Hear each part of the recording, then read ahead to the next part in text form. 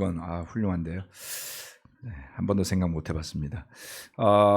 우리 재앙 형제가 회사에서 겪는 일들을 통해서 느낀 복음에 대한, 예수님에 대한 말씀 나눠주셔서 감사드립니다. 사실 참 어려운 이야기인 것 같아요. 쉽게 나누기 힘든 일인데 그러한 것을 용기를 가지고 나눠주셔서 감사드립니다. 자, 오늘은 벌써 9월이네요. 낮에는 좀 덥지만 밤엔 좀 이미 선선해졌죠? 네, 좋습니다. 본격적인 가을이 시작이 되면서 또 하나님께서 올 가을에 우리에게 어떤 믿음의 축복을 주실지, 특별히 무모한 도전에 참가하는 약 49명의 사람들이 열심히 달리고 있습니다. 우리 한 형제는 지난주 벌써 25km를 달렸더라고요. 성과들이 막 나오고 있고, 저는 한 이 2달 정도 지나고 나면 교회의 모습이 달라져 있을 것 같은 느낌을 살짝 받고 있습니다. 오늘 말씀은 그와 같은 것을 통해서 받은 영감을 말씀과 더불어 함께 나누고자 합니다. 네, 하나님의 말씀입니다. 오늘 설교 말씀의 제목은 하나님의 말씀인데요. 시편 119편 97절, 103절, 104절, 105절 이렇게 네 구절을 읽겠습니다. 내가 주님의 법을 얼마나 사랑하는지 온종일 그것만을 깊이 생각합니다. 주님의 말씀의 맛이 내게 어찌 그리도 단지요, 내 입에는 꿀보다 더 답니다. 주님의 법도로 내가 슬기로워지니 거짓된 길은 어떤 길이든지 미워합니다. 주님의 말씀은 내 발의 등불이요 내 길의 빛입니다. 제가 무모한 도전을 생각하면서 사실 뭐 자의반 타의반입니다. 제가 호프 대표기 때문에 안 할 수가 없잖아요. 그래서 희원 형제 등에 떠밀려 거금을 걸고 호프 이사들에게는 50만 원씩을 걸게 했어요. 뭐 박희진 형제가 자발적으로 하자고 했지만 그 말이나 저 말이나 해야 됩니다. 그래서 저도 거금을 걸고 운동을 생각하니까 별로 영감이 안 될 것 같아요. 그렇지 않나요? 맨날 운동하는 사람이 뭐 운동을 또 목표로 걸어. 뺄 살도 없습니다. 굉장히 고민이 되더라고요. 내가 진짜 뭘 더 해야 되지? 그렇다고 내가 무슨 뭐 영어 단어를 외우겠어요? 아니면 그것도 영감이 안 될 것 같아. 그래서 정말 오랜만에 제가 성경 암송을 제자가 되기 전에 많이 했었어요. 아이러니하게. 우리 교회에서 제자가 되면서 암송을 한다고 해서 더 좋은 믿음이 아니다. 제자가 되는 게 중요하다라고 생각하고 산 지가 한 30년이 넘었어요. 근데 문득 돌아보니 게을렀던 생각도 들고 그래서 하루에 한 구절씩만 암송해서 중첩을 좀 해보자 했더니 사람들이 막 도전을 주는 거예요. 그거 마지막에 다 하나도 틀리지 않게 암송한다는 거예요? 아니 몇 달을 외운 거를 어떻게 그거를 전부 다 모든 구절을 그렇게 이 나이에 할 수 있다고 생각을 하는 거죠? 또 제가 주말에는 또 일정이 바쁘니까 월요일부터 금요일까지만 하겠습니다 그랬더니 그 이틀은 또 빼도 되는 건가? 뭐 이런 느낌도 좀 받았고요. 네. 근데 시작을 했는데 너무 좋은 거예요. 진짜 오랜만에 암송을 시작을 했습니다. 이 말씀이 마음에 많이 와 닿았습니다. 말씀의 능력, 하나님의 말씀. 첫 번째, 주님의 법을 온종일 깊이 생각합니다. 네, 맞죠? 97절 말씀은 내가 주님의 법을 얼마나 사랑하는지 온종일 그것만을 깊이 생각합니다 라고 하고 있습니다. 하루를 시작하면서 우리가 접하는 소식들이 많죠. 아침에 눈을 뜨면서부터 뭐 기도로 시작할 때도 있고 뭐 뉴스로 시작할 때도 있고 뭐 다양한 일들이 있을 겁니다. 또는 처리해야 될 그날의 업무가 일어나면서부터 머리를 안 떠날 수도 있죠. 우리 재영 형제는 아마 머리가 많이 아플 거예요. 업무가 끝이 없잖아요. 그래서 퇴근이 없죠. 자영업 하시는 분들도 그렇지 않습니까? 자기 사업하는 사람 퇴근이 있나요? 없죠. 머리에서 일이 떠나지 않을 수도 있습니다. 또 오늘도 직장에서 일들을 나눴지만 저는 직장에서 일하는 형제들이 직장을 통해서 얻은 어떤 영감이나 또 부족함이나 이런 것들을 나누는 게 굉장히 좋습니다. 예. 공감도 많이 되고 많이 배우게도 되죠. 그러한 내가 일하는 곳에서 일어나는 일들이 우리 마음을 많이 뺏어갑니다. 가만히 묵상해보면 우리 머릿속을 맴돌고 우리의 사고와 감정을 사로잡는 것들은 정말 수도 없이 많지 않습니까? 나라에서 벌어지는 일, 나라 밖에서 벌어지는 일, 우주에서 벌어지는 일 등등등 수도 없이 많습니다. 어떤 것은 정보일 수 있고 어떤 것은 우리가 좋아하는 음악이나 영화나 정보의 어떤 조각일지도 모릅니다. 또 처해 있는 상황일지도 모르고 또 어떤 것들은 관계들이죠. 우리 머릿속을 잘 떠나지 않는 것들은 이런 데서부터 오는 문제들일 수도 있습니다. 그런 문제들을 해결하려고 우리가 때로는 발버둥 치지 않습니까? 내 머릿속을 맴도는 해결되지 않은 숙제에 대한 답을 찾기 위해서 고민하고 기도하고 매달릴 때도 있을 거예요. 그런데 자유롭게 되는 것이 쉽지가 않습니다. 그런 모든 것에 대한 가장 강력한 치유 중에 하나는 하나님의 말씀이 아닐까요? 암송과 묵상이 가져다주는 유익이 얼마나 대단할까요? 네. 우리가 평정심을 잃어버리게 되거나 과잉 반응을 하는 것들은 다 사실은 안에 내재된 어떤 압력이 존재하는 것이죠. 평상시에 드러내지 않지만 어떤 여건과 어떤 상황이 되면 그것이 분출이 되고 놀라는 경우들이 있을 겁니다. 저 또한 거기에서 자유롭지 않습니다. 어떤 상황에는 의연하게 대처하지만 또 다른 곳에서 다른 상황에서는 대처하기가 힘들 때도 있죠.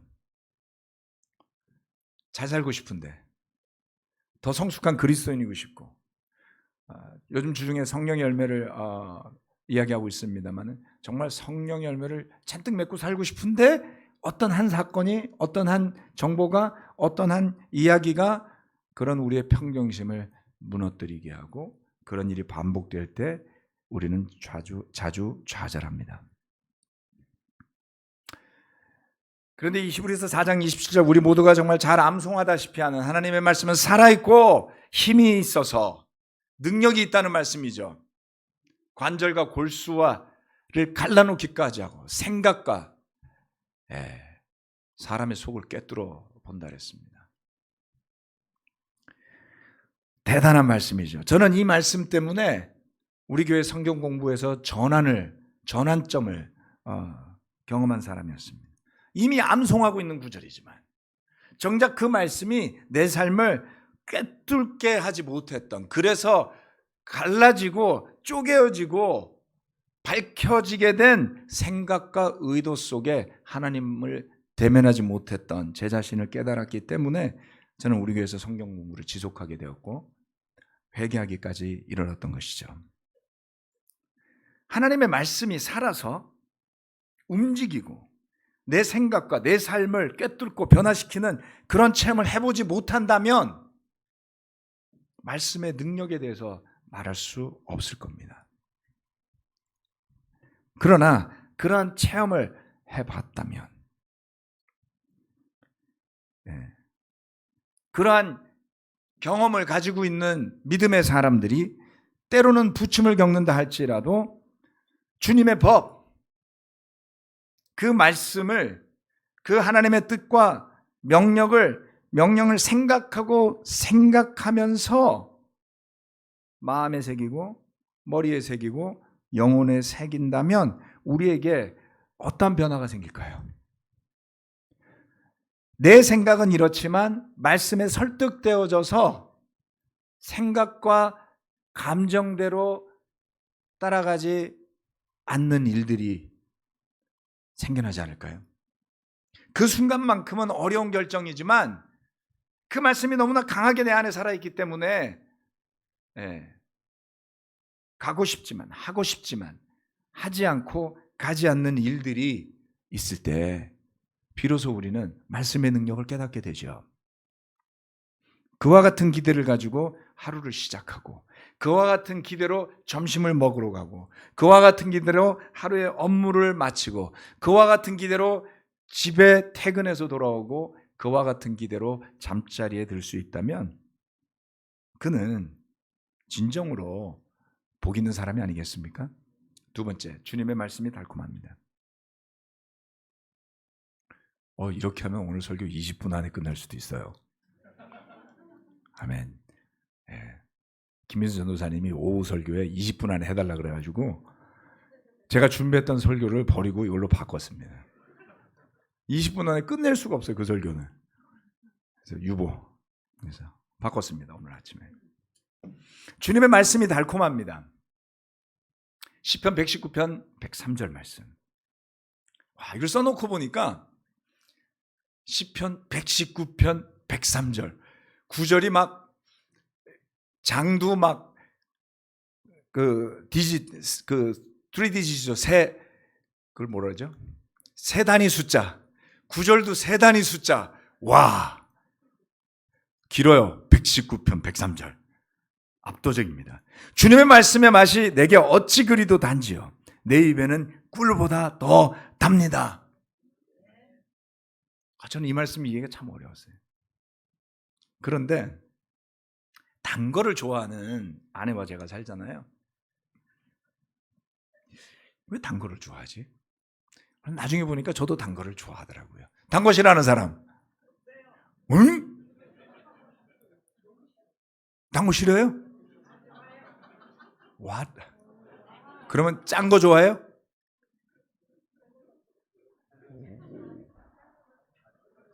Amazing. 이 말씀을 이해하기 힘든 거 아니야? 굉장한 그 디스어드밴티지가 있어 보이는데요. 자, 여러분 과일 중에 제일 단 과일이 여러분이 먹어봤을 때는 어떤 거였어요? 네? 파인애플? 그거 진짜 단데. 두리안 안 먹어봐서 잘 모르죠.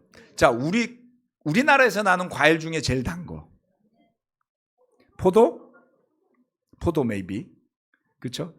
포도도 순인 것 같아요. 배 중에 진짜 담배를 먹으면 어때요? 신고배? 나주배? 신고배가 제일 달답니다. 네, 우리 뺑득빠빠 사모님 말을 저는 신뢰합니다. 그 집 주인장이 워낙 이게 딱 고다와리가 있으니까. 근데 배를 놓고 다른 과일이 같이 나왔는데 실수로 배를 먼저 먹었어요. 그리고 나서 딴 걸 먹으니까 이게 과일인지 그냥 퍼석거리는 무슨 야채인지 그런 체험 없으세요? 너무 그래서 내가 실수했구나. 그래서 과일이 여러 종 나올 때는 살펴봐요. 뭐를 먹을지. 토마토가 있고 과일이 2종 있으면 저는 무조건 토마토부터 먹습니다. 그래도 맛있어요. 그 다음 단 과일, 그 다음에 마지막으로 제일 단 과일을 먹어야 다 맛있게 먹을 수 있잖아요. 우리 입은 정말 간사한 거죠. 순식간에 마비가 되고 더 유혹적이고 더 단 것을 먹고 나면 딴 것을 잘 못 먹습니다. 우리 입에 정말 단 것이 무엇이냐에 따라서 저는 우리 인생이 달라질 수도 있다고 생각해요. 여러분 그거 아세요? 커피도 정말 맛있는 커피는 그대로 내려도 단맛이 있다는 것을. 설탕을 넣으면 그 맛을 못 느끼게 되겠죠. 그런데 그대로 단맛을 느낄 수 있는 커피는 정말 잊을 수 없는 맛을 주거든요. 저는 하나님의 말씀이 이와 같다고 생각합니다. 우리가 좋아하고 입에 착착 붙이고 싶은 것이 하나님의 말씀만 있다면 얼마나 좋겠어요? 그런데 그렇지 않은 것도 있어요. 야고보서 3장 8절로 11절 말씀. 그러나 사람의 혀를 길들일 수 있는 사람은 아무도 없습니다. 혀는 걷잡을 수 없는 악이며 죽음에 이르게 하는 도구로 가득 차 있습니다. 우리는 이 혀로 주님이신 아버지를 찬양하기도 하고 또 이 혀로 하나님의 형상대로 지음을 받은 사람들을 저주하기도 합니다. 또 같은 입에서 찬양도 나오고 저주도 나옵니다. 나의 형제자매 여러분, 이렇게 해서는 안 됩니다. 샘의 한 구멍에서 단물과 쓴물을 낼 수 있겠습니까? 저는 이 혀를 보면 와, 너무나 무섭게 묘사하지 않았어요? 걷잡을 수 없는 악이고 죽음에 이르게 하는 도구로 가득 차 있대요. 그런데 이걸 갖고 찬양도 한다고요? 이거 저는 핵연료 같다는 생각을 해요. 걷잡을 수 없는 악이 되잖아요. 그냥 뿜어져 나오면 그 주변이 다 사람이 살 수 없게 되죠. 그런데 잘 관리하면 소중한 전기를 저렴하게 쓰게 해주잖아요. 이 혀가 독을 뿜을 거냐, 그 가득 차 있는 걷잡을 수 없는 악을 달게 여길 것이냐, 아니면 찬양과 감사와 주님의 말씀을 달게 여길 거냐에 따라서 우리 인생은 완전히 달라질 수 있습니다. 우리의 신앙도 완전히 달라질 수 있습니다. 여러분, 뒷담화가 굉장히 달콤해요. 저는 정말 그런 거 싫어했거든요. 예. 그런데 나이가 들다 보니까 은근히 중독성도 있더라고요. 거기에 입맛을 들이면 그게 진실인 것 같고 그게 진리인 것 같고 마치 내가 남이 모르는 특별한 정보를 갖고 있는 것 같고 우리 마음을 흐리게 합니다. 그것을 전하는 혀를 성경은 비방이라고 그랬어요. 우리 혀가 찬양 대신 저주를, 진실 대신 거짓과 비방의 단맛을 더 느끼게 된다면 하나님의 말씀의 맛은 어떻게 느껴질 수 있을까요? 말씀의 단맛은 굳이 제가 비유하자면 정말 귀한 어떤 그 커피 원두에서 다른 어떤 것도 오염시키지 않은 상태에서 맛볼 수 있는 향과 맛이 있는 것과 유사하다고 저는 비유할 수 있습니다. 잊을 수가 없어요. 그래서 그 맛을 막 찾는데 잘 없어요. 선명하게 머릿속에 새겨져 있는 어떤 한 종류의 원두가 저한테는 있었거든요. 네. 하나님의 말씀이 그와 같지 않을까. 그런데 우리 입에 꿀보다 달게 되는 일이 일어난다면 어떻게 그 일이 일어날 수 있을까? 그것은 우리가 입으로 하는 말을 떠올리면 된다라는 겁니다. 입으로 할 수 있는 최고의 말은 저는 감사와 찬양이라고 믿어요. 감사와 찬양이요. 그리고 우리에게 믿음이 있을 때 우리는 그렇게 할 수 있습니다. 그리고 감사와 찬양에 뒤이어서 우리 입으로, 입술로, 이 강력한 입술로 하나님의 말씀을 계속해서 반복하게 된다면 어떤 일이 벌어질까요? 이 진짜 무모한 도전이 가져다주는 유익이 진짜 있구나라고 제가 느낀 게 한 구절을 아침에 외웠어요. 점심 때 쭉 가면 생각이 날까요, 안 날까요? 20대 때는 났는데 50대가 넘어가고 환갑이 다 돼가니까 외우고 덮는 순간부터 생각이 안 나더라고요. 근데 감사하게도 내가 이거 실패하면 어떡하지? 그러면 기분 좋게 기부를 많이 할 수 있겠구나. 희원 형제가 정말 디자인을 끝내주게 해놓은 거예요. 뭘 하건 죄책감이 안 들게 해놨어요. 이게 윈윈이구나. 그래서 시작하자마자 제 마음에 유혹이 밀려왔습니다. 그래, 기부하지 뭐. 마음이 편안해지는 거예요.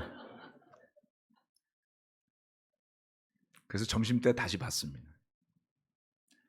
저녁 때 또 봤어요. 그래서 하루 종일 그 말씀이 제 입에 있었어요. 그랬더니 정말 묘하게 다른 느낌이 났습니다. 갑자기 그 말씀의 느낌이 막 다가오고 그걸 영어로도 찾아보게 되고 그걸 헬라어로도 찾아보게 되고 은혜를 더한다라는 그 구절이었거든요.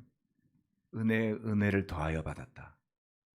하루 종일 그 말씀을 묵상하니까 정말 이 말씀이 달게 느껴지는 포인트가 있었어요. 네. 하루를 보내면서 하나님의 말씀을 계속 떠올려보고 그렇죠? 그렇게 하루 종일 했더니 진짜 이 머리 위에 그 말씀이 딱 걸려 있는 거예요. 너무 좋지 않아요? 예. 그래서 그것이 트리거가 돼서 또 다른 말씀을 보게 되고 또 다른 말씀을 보게 되고 그리고 형제 자매들과 나누다가 보니까 내가 스스로 좀 더 도전해야 되겠다 이런 의식까지 생겼습니다. 아직은 이야기 안 할래요. 이야기하면 섣부른 거니까. 나중에 제가 이 도전을 마치고 나서 그 다음 도전을 말씀을 해드리겠습니다. 하나님의 말씀이 우리 안에 자리 잡게 하는 것으로 또 우리 입술로 이 강력한 힘으로 찬양과 감사를 드리는 것만큼 좋은 일이 없는 것 같아요. 누군가가 그렇게 하는 것을 볼 때 우리가 힘을 얻죠. 제 자신이 그렇게 하는 것을 보면 또 누군가 힘을 얻지 않겠습니까? 세 번째, 주님의 말씀이 등불이 되어 비춰주신다는 겁니다.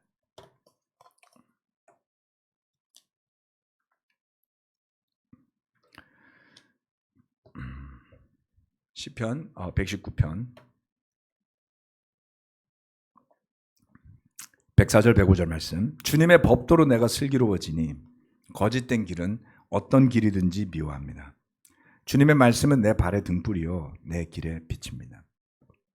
거짓말하는 사람들을 종종 봤는데요.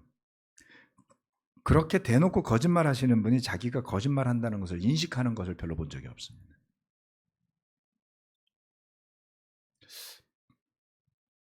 거짓이 의도되지 않을 수도 있어요.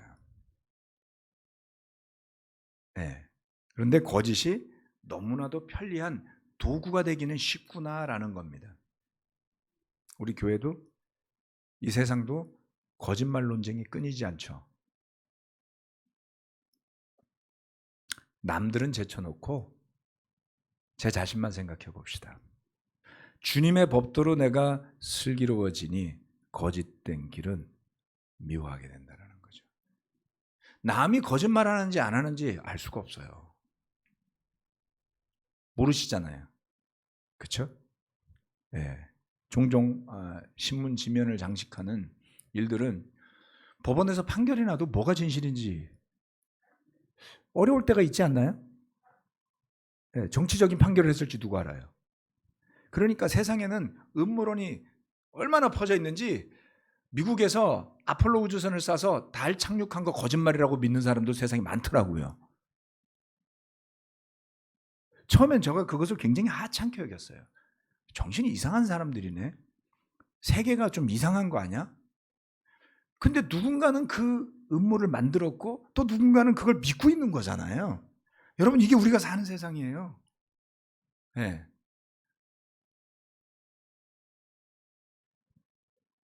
남이 아니라 나를 봅시다. 내가 의도하지 않게 거짓을 좋아할 수 있을까요? 가능합니다. 우리 뇌는 너무나 간사하거든요. 순간 흐트러진다고 제가 그랬잖아요. 순간 약속 시간이 분명히 11시였는데 내가 뭘 하다 늦어지면 11시 반이었을 것 같아. 그런 적 없으세요? 전 있어요. 아니 막 마음에서 간절히 그러기를 바래 막. 그리고 머리가 그 순간 막 흔들려. 11시 반이었던 것 같은데? 가보면 11시예요. 이 경우를 저는 했다니까요. 무섭지 않아요, 여러분? 내가 거짓말을 한 게 아니라고요. 그냥 내 머릿속에서 바꾼다고요. 여러분 안 그러시나 보지? 부부간에 맨날 있는 일 아니에요? 너 그 말 했어 안 했어? 안 했어. 난 들었어. 안 하셨어요? 제가 그래서 어느 날부터 내가 했건 안 했건 와이프가 그랬다면 그냥 믿기로 했어요. 되게 기분 나쁘네. 네.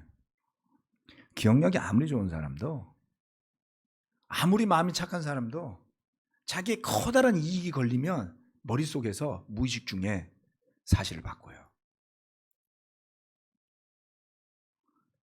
그게 우리 자신인 걸 인정하지 않으면요. 용서도 힘들고요. 심지어는 자기도 거짓말을 하는 존재가 된다는 겁니다. 어떻게 피할 수 있을까요? 주님의 법도로 슬기로워지지 않으면 거짓된 길을 미워하지 않게 돼요. 판단이 흐려질 때, 감정대로 이기적으로 내 뜻대로 하고 싶어질 때에 길이 어두워집니다. 내 앞길이 어두워지고 길이 안 보이니까 어디든 가도 되겠지라고 생각하는 거죠.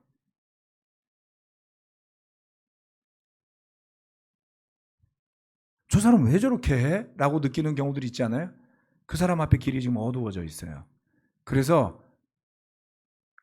그냥 가는 거예요. 근데 그 사람이 그러는 건 상관없는데 내가 그러면 어떻게 되는 겁니까? 진짜 중요한 건 그 사람이 그 길 가는 거 아니에요. 저와 여러분이 갑자기 앞길이 어두워져서 에이 괜찮겠지 그냥 가는 거예요. 길이 안 보이면 멈추셔야 됩니다.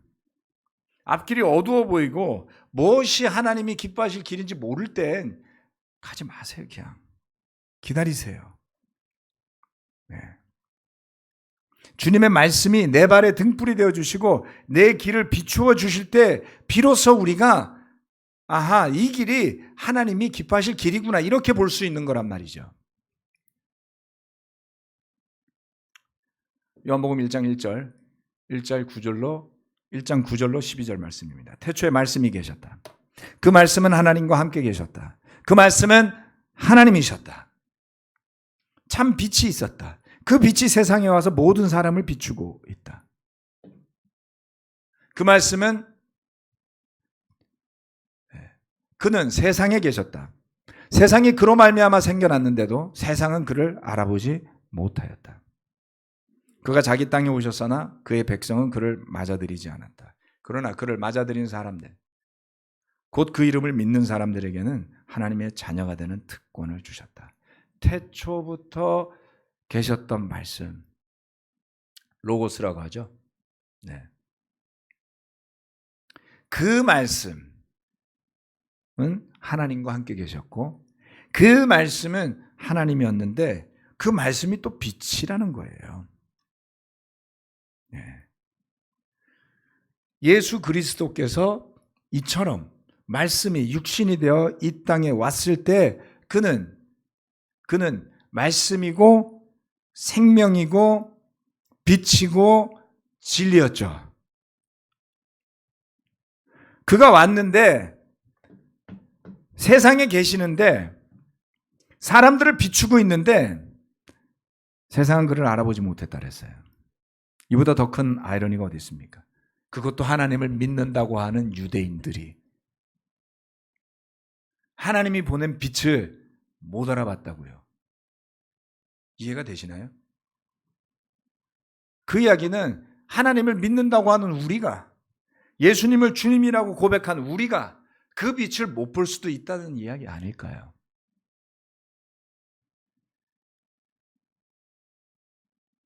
주님이 말씀을 통해 우리의 길을 비추어 주시지 않는다면 이 험한 세상 속에서 우리가 어떻게 믿음을 갖고 살 수 있을까요?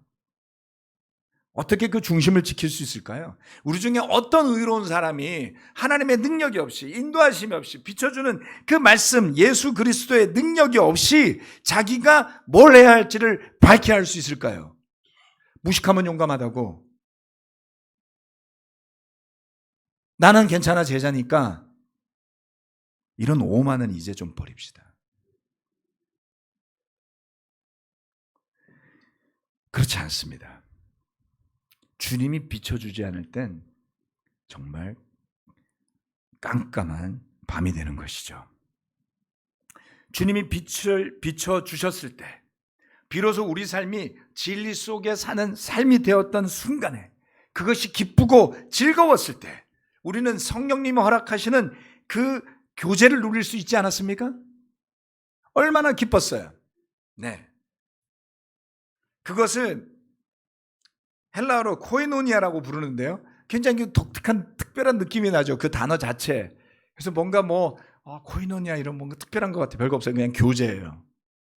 여러분들이 느꼈던 그 충만함, 감사함, 자유로움 이러한 것들이 어디에서 비롯된 겁니까? 빛으로 오신, 생명으로 오신, 진리로 오신 그 예수님 때문이었어요. 우리 안에 진정으로 회복되어야 할 것, 그렇죠? 바라고 또 원하는, 예? 그것은 무엇입니까? 내가 중심이 되고 내가 주도하는 관계가 아니라 주님이 중심이 되고 말씀이 중심이 되어진 진리 안에서의 교제요 관계 아니겠습니까? 우리가 기쁘고 자유로웠던 것은 거기에 순종했기 때문이었죠. 빛에 순종했기 때문에 우리가 빛 가운데로 들어갔기 때문에 빛 안에서 교제가 있었던 거예요. 근데 어느 순간 우리 뇌가 열심히 작용을 하면서 성령이 아닌 나의 이기심으로 마치 내가 그것을 하는 것처럼 빛이 사라지죠. 왜요? 저와 여러분은 빛이 아니니까요. 어둠끼리 만나서 열심히 어둠 속에서 헛발질하면 줄 게 상처밖에 없습니다. 젊어서는 제가 철이 없어서 그랬건 경험이 없어서 그랬건 제자가 되고 나니 하나님 이렇게 좋은 관계를 주셨구나라고 믿었어요. 그런데 먼저 하나님의 나라와 그 일을 구하지 않는다면 나머지가 어떻게 우리에게 주어지겠습니까? 하나님을 마음과 뜻과 힘과 목숨을 다해 사랑하지 않는다면 그 하나님과의 관계가 빛 가운데 진리 가운데 말씀의 능력을 통해서 정립되지 않는다면 그것 때문에 주어진 관계가 온전할 수 있을까요? 온전하지 않아요. 서로에게 충실할 때 그 관계는 깨어집니다. 말씀은 우리에게 하나님께 마음과 뜻과 힘과 목숨을 다하라 그랬지 서로에게 이렇게 하라지 않았어요. 서로는 자기처럼 사랑을 하라 했어요. 그런데 하나님께는 죄다 쏟아부으라 그랬죠. 그럴 때 비로소 우리가 거기에 지배되는 변화된 존재가 되는 겁니다.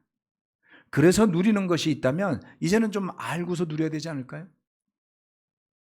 철없어서 누리는 게 아니고 그 힘이 어디에서 오는지, 그 빛이 어디에서 오는지, 그래서 그 빛이 비추이게 주님의 말씀이 등불이 되어 우리 길을 비추이게 주님의 말씀이라는 것은 태초에 하나님과 함께 계셨던 그 말씀 예수 그리스도께서 빛이 되어 비추일 때 비로소 우리가 발 앞을 볼 수 있다. 가장 먼저 하나님과의 만남, 가장 먼저 진리의 말씀과의 만남이 즐거운 제자의 삶을 다시 시작하게 된다면 이미 그런 분들이 이 가운데 많다고 저는 믿거든요. 예배당에 들어올 때 표정이 환하세요. 네. 그 많은 밝은 얼굴들이 하나님을 찬양할 때 그 가운데 얼마나 큰 능력이 있겠습니까? 예배를 통해서 힘을 얻는다는 것을 여러분 느끼죠? 왜요? 하나님의 영이 넘치기 때문입니다. 그 안에 찬양이 넘치기 때문입니다. 그 안에 살아있는 하나님의 말씀에 대한 믿음이 넘치기 때문입니다. 그럴 때에 하나님의 능력이 예배 안에 역사하는 것이죠. 그 예배를 통해 힘을 얻기 때문에 우리가 힘에 힘을 더해서 살아갈 힘도 얻는 것이라 저는 믿습니다. 주님의 말씀이 그처럼 하나님의 말씀이 우리 안에 떠나지 않는 달콤하고 끊임없이 우리를 변화시키게 하는 끊임없이 우리를 빛 가운데로 걸어가게 하는 그 원동력이 되는 한 주가 되시기를 바라면서 말씀 마치고 기도하겠습니다. 전능하신 하나님 아버지, 주님의 말씀이 달다는 것을 머리로만이 아니라 우리의 삶으로 체험할 수 있다면 얼마나 멋질까요?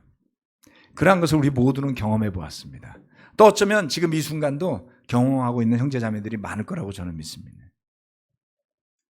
그런데 아직도 뭔가 마음에 짐이 있다면, 아직도 믿음 안에 주님을 향해 마음과 뜻과 힘과 목숨을 다할 수 있는 그 마음이 부족하다면 용기를 더해 주시고 눈을 뜨게 하여 주시고 결심하게 도와주셔서 자그마한 것에서부터 시작해서 그 말씀이 마음을 비추고 내 모습을 비추고 내 발길을 비춰서 우리가 가야 할 길을 밝히 깨닫는 깨달음을 성령님을 통해 허락하여 주시길 기도합니다.